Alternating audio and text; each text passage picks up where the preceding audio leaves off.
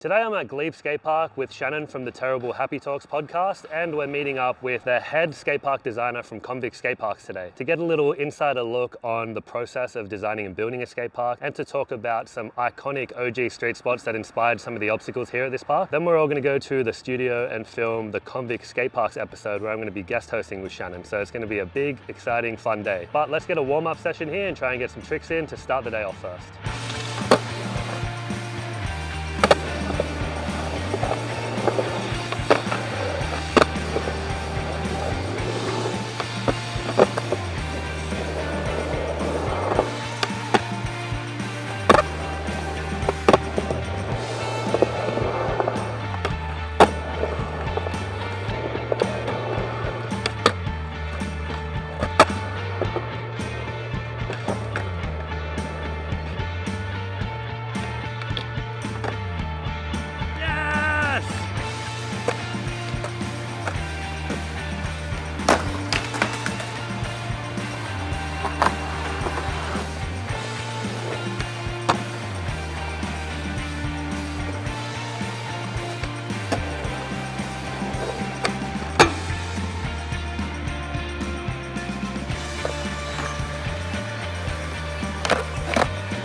Ooh.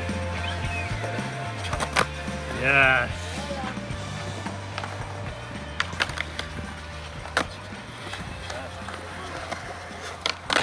Yes. That was the one. That's better. Way better. Good job.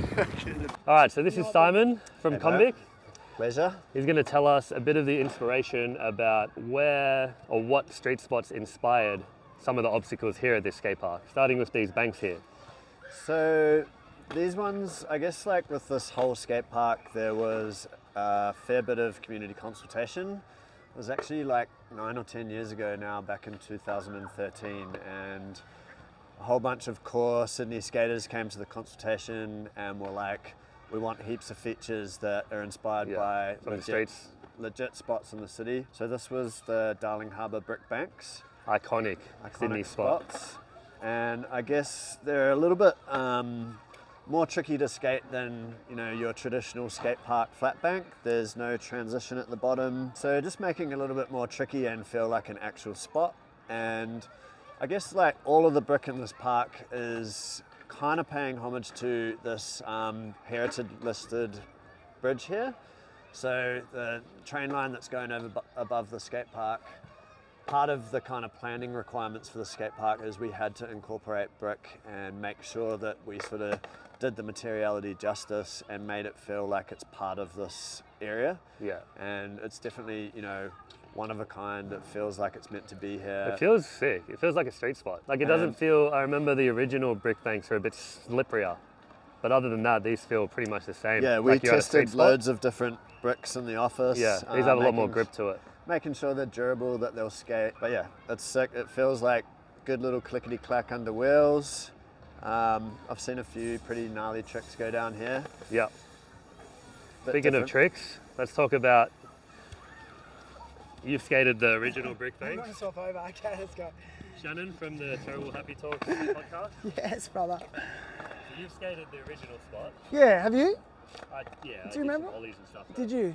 I remember when I first seen them as a younger guy, I just couldn't believe that they were built. Like, I was like, did they actually build them for skating, But they didn't at all. The spot itself, I remember, was just such a bust. Like, security would kick you out in a second. Like, you'd probably only get a couple of shots at it. But, again, through the sort of through the whole 90s, really, they featured in a lot of Australian skate videos. The one that sticks out for me the most is one made by Gordon Orkaniki, and it was called Plebs, and it was really a Sydney-based skate video. It had all the best skaters of the time.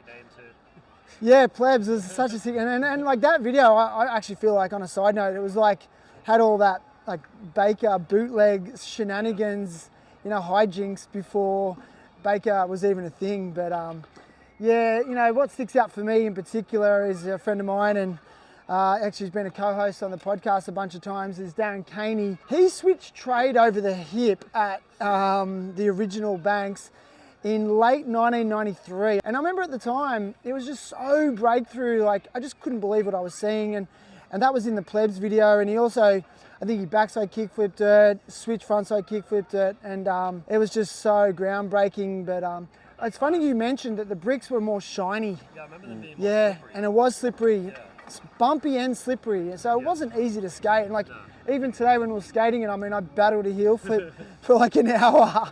Yeah, it's legit. It's legit. Yeah. So, on to the next obstacles that are here. Where's this inspired from? Yeah, like it's the Cannonball like manual pad recreation, correct? Yeah, so again, like the brick banks, this was inspired from, I think it's Macquarie Place, and the OG Sydney street skaters came to the consultation and were like, we want the replica of that particular feature.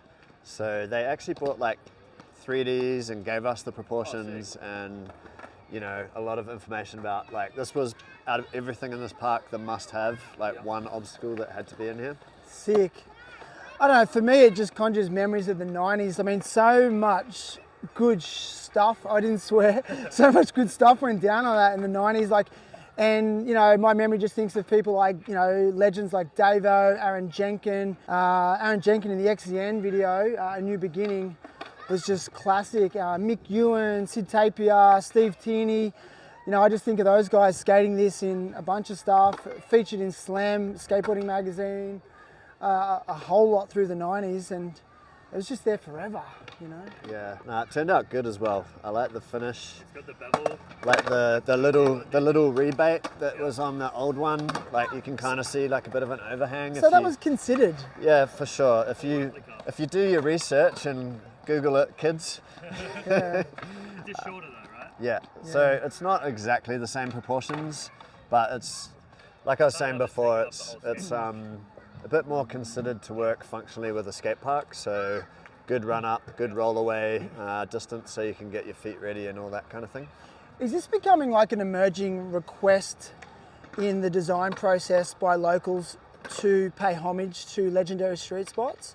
A lot of the time, but like most skate parks, that's like, if you look back at a lot of parks, like most features will come from famous spots in the US, like Hubba Hideout, China Banks, San Fran or whatever. Like everything's come from that kind of, originated from some spot originally, that probably in the 90s or something like that.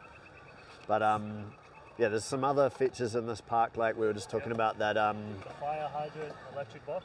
So talk to us about the hydrant. Where did this come about?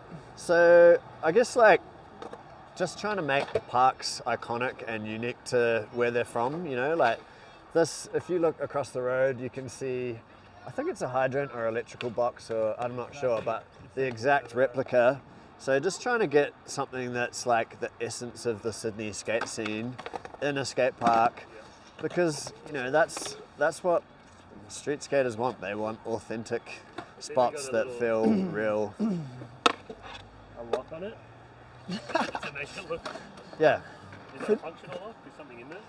I think it's an actual, like the City of Sydney gave us one to like install in the park. Oh, so it's a real one. Yeah, yeah, That's sick. Sick. Been repurposed. exactly. So what's the deal with the mini ramp? I know it's quite, you know, symbolic and iconic. I mean, Why was it so important to be a feature here? again, this was, there was a mini ramp just down the road, and a lot of people that came to the consult were like, we got to get the mini ramp back in. And what's sick is it's a standalone mini, it's off to the side, so if the park's really jam-packed with kids, like it kind of is right now, you can come have a little solo session on the mini ramp. I feel like we nailed the proportions on this.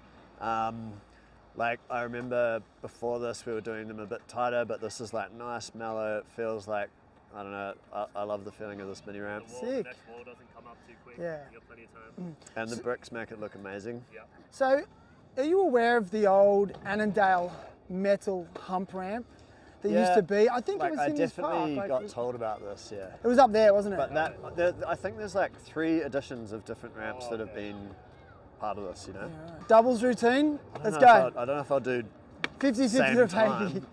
80. Oh, one trick. with glasses on, straight into it. thought I was going to fall off there.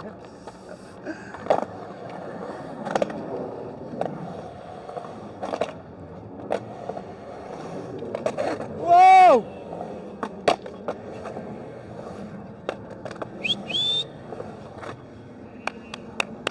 That'll do. All right, I'm gonna try get it back deep, and then we'll head to the studio. What are you going to get? Oh no.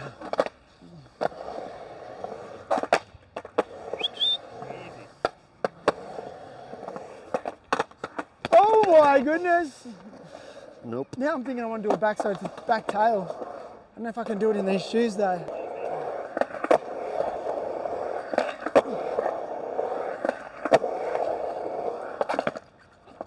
Yeah. Whoa. Hang up. Yeah, buddy.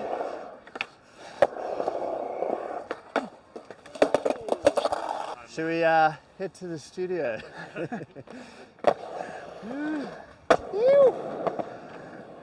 So this is the studio we went back to record the Terrible Happy Talks episode, and it was actually pretty sick being in the studio and seeing behind the scenes of how a podcast is recorded and filmed. The first time I was on the Terrible Happy Talks podcast, we were in this sick little art studio, but we recorded just the audio. It was no video. So this time, seeing the proper studio, seeing all the cameras set up and all the monitors, it was a little bit more extreme, but it was so cool to be part of that experience. So thanks heaps to Shannon for having me on as a guest host. Thanks to Simon from Convic for coming out, giving us an insider perspective on how the skate park design and build process works, as well as sharing some of the history of Sydney's iconic skate spots and how that inspired a lot of the obstacles that were put here at Glebe Skate Park. This podcast episode will be dropping this Saturday, so I'll have links to the Terrible Happy Talks podcast in the description below, and I'll also make a community post sharing the episode when it does drop, so you guys don't miss it, because there's a lot of interesting information that Simon talks about and how we as a community can get people together and provide it to the council and get more skate parks built, which is pretty sick. So stay tuned for that dropping this Saturday. And in the meantime, check out the first skate park review I did at Glebe Skate Park right here, where you can get a bigger look at the whole entire skate park there.